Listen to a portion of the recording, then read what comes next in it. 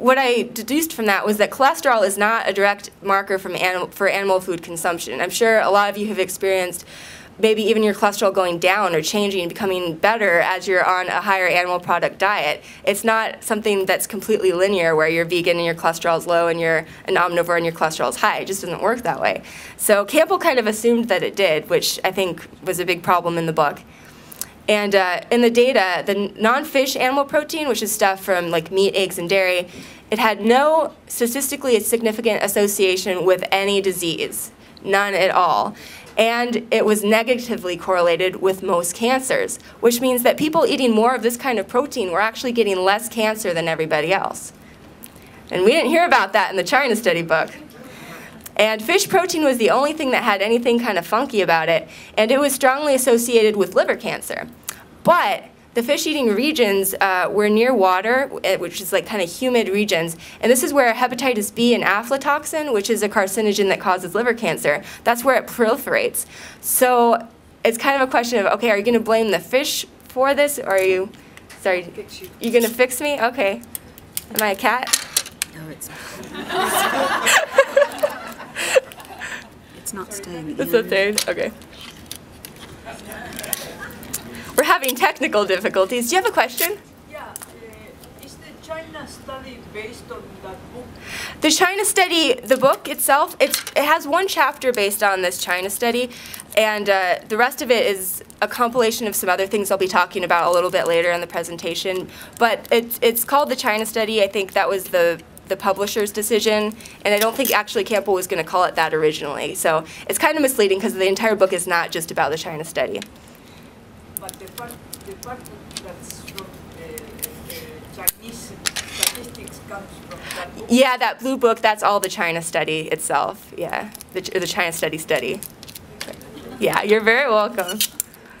Okay, are we good? We need duct tape. That's okay. We have duct tape. Okay. Oh, sorry guys, I didn't realize it was flickering like that.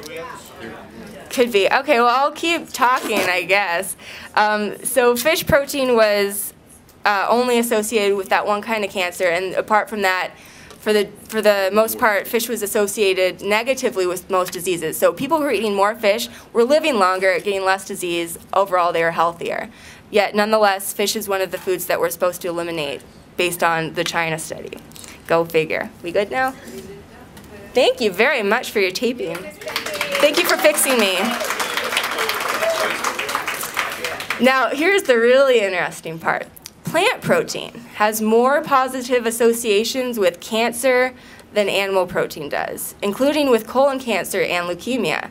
So this is from the raw data. This is something that's in the book, that blue book of statistics and correlations, and it's not something that we heard about in the China study book. And this is also interesting. You would think that out of everything, based on what we hear just by conventional wisdom, that meat products and animal protein would maybe be associated with heart disease, because that's what we're told all the time. These foods cause heart disease.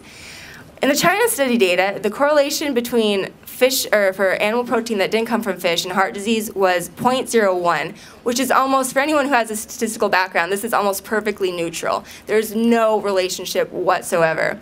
And the correlation between fish protein and heart disease was actually slightly inverse, which means that people eating more fish were getting less heart disease. And the people who are eating more plant protein were actually getting more heart disease. Go figure. Now, this is kind of my favorite part. Hold on. So one of the most interesting things that came out of this, from my perspective, and it was actually not something I even harped on too much in my first critique of the book, was that out of every single food, remember there are 367 variables that were measured. Out of every single food that was documented in the China study, wheat had the strongest correlation with heart disease and stroke. It was astronomically high. It was higher than any other food and any other disease, which baffled me. So this was also interesting. Wheat also had the strongest association with BMI, body mass index, out of any food.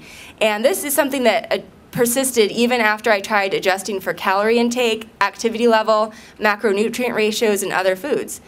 I have no explanation for this, and I'll say once more that correlation isn't causation, so this isn't proof that wheat is going to kill you or make you fat and give you heart disease. But it is super interesting because this correlation was so much stronger than anything that had anything to do with animal products, yet this was completely left out of the China study book.